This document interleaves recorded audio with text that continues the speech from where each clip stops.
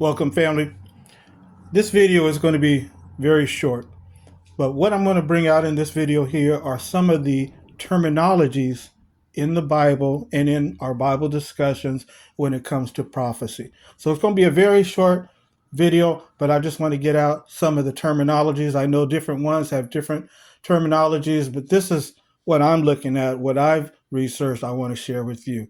Now, again, this might conflict with what some other group or what some other study group may be breaking down, but this is my understanding of the Bible prophecies, some of the terminology. So let me just get right into this, and I hope you enjoy this little short video here today. Okay, first off, what is the wild beast? Okay, well, the wild beast is the worldwide political system of the kingdoms of the earth. So that is what the wild beast is. The one with the 7 heads and 10 horns. It's referring to all the kingdoms of the earth, the worldwide political system.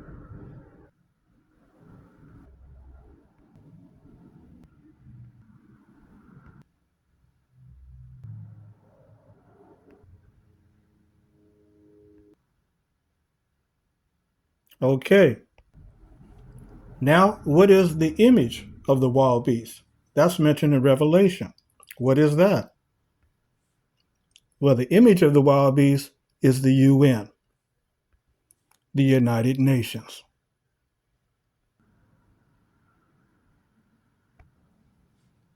So the United Nations, the UN, is what is mentioned in Revelation as the image of the wild beast.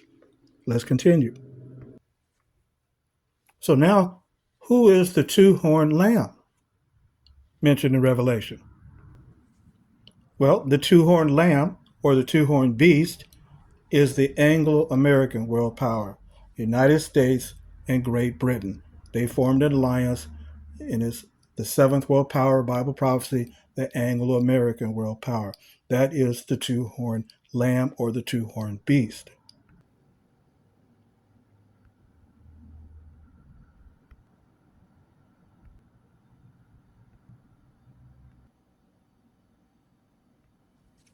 Now next, what is the Gentile times?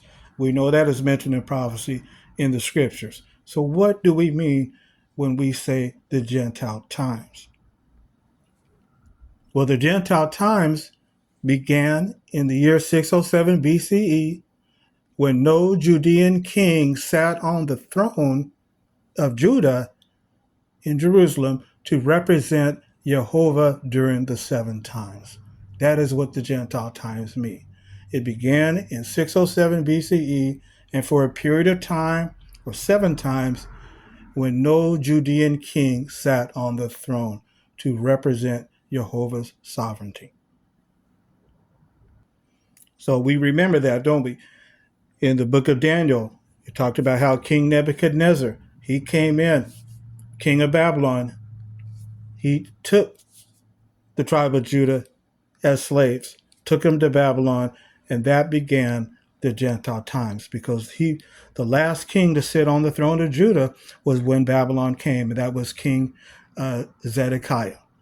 And we know what they did to him. So he was the last one to sit on the throne, and then the Gentile times would begin when they would be trodden down by the Gentiles or the nations. And then when that Gentile times ran out, the rightful heir, who was a descendant of the line of Judah, the seed of Judah, would sit on that throne again. So in between that time, those time periods, starting in 607 BC up until the future, that was the Gentile times. So next, what do we mean by the last days? What is the terminology of the last days? Well, the last days began when the Gentile times ended in 1914, and Yeshua sat on the throne in heavenly Jerusalem. Not on earth, but in heavenly Jerusalem. And so when that event occurred, the last days, that was the beginning of the last days of Satan's world leading up to the Great Tribulation. So again, the last days began when the Gentile times ended in 1914. That was when World War I broke out. And then the Messiah came, who was Yeshua or Yeshua, sat on the throne, the tribe of Judah. He was a descendant of the tribe of Judah. He sat on the throne, but in heaven, in heavenly Jerusalem. And so the last days began when that event occurred, and those last days begins the last days of Satan's world leading up to the Great Tribulation. Now, another term some of you may have heard, but some of you might not be familiar with. What is Christendom? Not Christianity, but Christendom. There's a difference. See, when we talk about Christianity or Christians, we're talking about those that were part of the way back in the first century, the Hebrews who listened to Yeshua and they followed him and they became Hebrew Christians, known as the way in the first century. So we're not talking about them, we're talking about Christendom. And Christendom, the terminology that I use for them, and you'll know this in my videos, Christendom is an apostasy. Remember, the Bible said that an apostasy would take place. Wolves would come in sheep's covering. Jesus said that the weeds would grow with the wheat until the harvest time. So Christendom is an apostasy, a fake, false religious system that Jesus or Yeshua does not approve of. That is what Christendom is.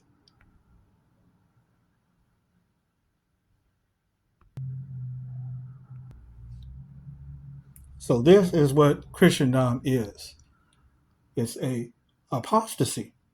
It's a false, fake religious system that tries to use Jesus' name, but Jesus does not approve of them. Yeshua does not approve of them. And this apostasy began in about the middle of the 2nd century CE, right after, a little bit after the last apostle of Yeshua's 12 apostles died, the apostle John. Soon after he died, then an apostasy started to creep into the congregation. So this is what Christendom is. They claim to represent the Most High, Yahovah, and they claim to represent their Lord and Savior, Yeshua, Jesus, but they disown him by their works, by their false religious practices, and their idols, and all their traditions and customs that go all the way back to ancient Babylon. That is Christendom, an apostasy. The very opposite of those who were true Christians, the true Hebrew Christians, known as the way, or known as the truth, by divine providence. Okay, another term that's in the Bible, in Revelation, Babylon the Great. I know a lot of people get confused as to who that is. Some say it's this, some say it's that. Some say it's America. Who is Babylon the Great? Babylon the Great, that's mentioned in Revelation chapter 17 and chapter 18, Babylon the Great is the world empire of all false religion. It's not talking about America. It's not talking about the bear. It's not talking about the eagle. It's not talking about any nation. It's talking about religion. And if you read those real carefully in chapter 17 and 18, you'll see that it's talking about a religious entity. And that is what Babylon the Great is. Ancient Babylon was a religious center of false worship, right? Back in ancient Chaldea, ancient Babylon. But this is Babylon the Great. The greater part of Babylon is the world empire of all false religion. Any religious worship that is not the truth. That is Babylon the Great. So it's not America. America is part of the political system. America is part of the wild beast. Babylon the Great is all false religion, the world empire. And they call it an empire because they control, oftentimes, the world's kings. They control them to do their bidding. You see, this is Babylon the Great, as described in Revelation chapter 17, verses 1 through 5. And it said that she was a prostitute. Babylon the Great is pictured as a prostitute, a harlot, and she is drunk. Remember that? And what is she drunk of? She's drunk of the blood of the witnesses of Yeshua, the witnesses of Jesus. Blood off of them. And all the kings of the earth bow down to her to do their bidding, to do her bidding, because she controls them, because of her harlotry, her sexual immorality. And you notice she's sitting on top of what? She's sitting on top of the wild beast. Yes, friends, Babylon the Great includes Christendom. It includes Christendom that we just talked about, but it also includes all other false religious worship around the world as well.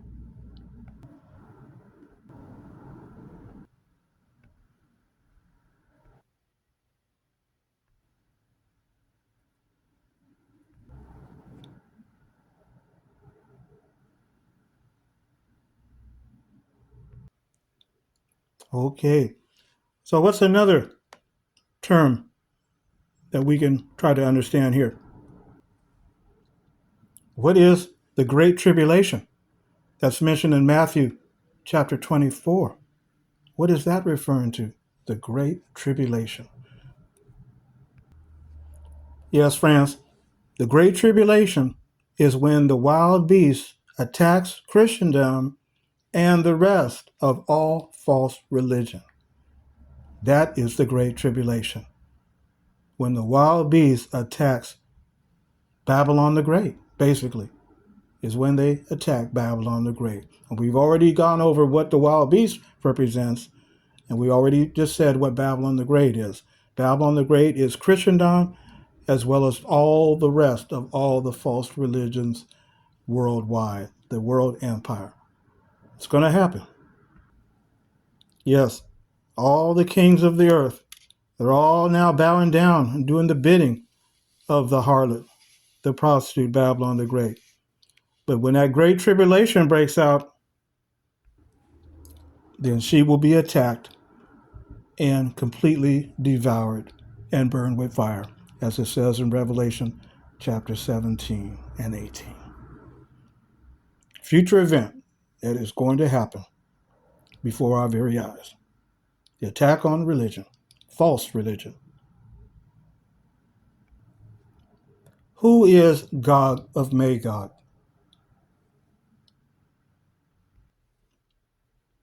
Gog of Magog is a coalition of nations who at Armageddon will attack Yah's true people, those who belong to the way, the truth. Gog of Magog is that entity. It's a coalition of nations who at Armageddon will attack Yah's true people, those who belong to the way. Now, finally, we come down to our last terminology that we're going to cover in this video, Armageddon. What is Armageddon? Some people say it's going to be a nuclear conflagration where the whole earth will be burned up, the whole planet will be burned up, and it's just going to be a nuclear war between all the superpowers. Is that what it is? No, it is not. Armageddon is the Most High's war, not the political and military kings of the earth and what they do. No, Armageddon is reserved for the Most High, the Almighty. It's going to be his war to destroy all political, military, and false religious elements of Satan's system and lock up Satan and his demons in the abyss, which will begin the new earth paradise. That is what Armageddon is. It's God's war against the wicked and Satan and his demons.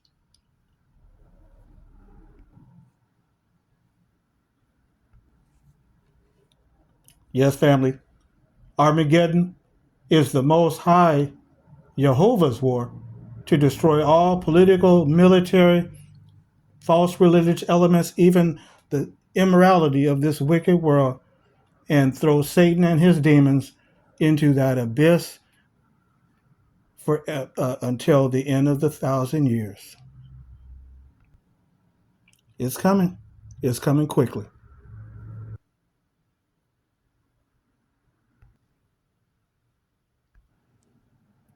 And just think of what a time that will be when Satan and his demons will be thrown and locked up into that abyss, and that will begin the cleanup of the earth, making the way to begin the new earth paradise, when we will be able to live forever in a paradise earth with our loved ones, and even welcome them back from the dead, those who have passed away.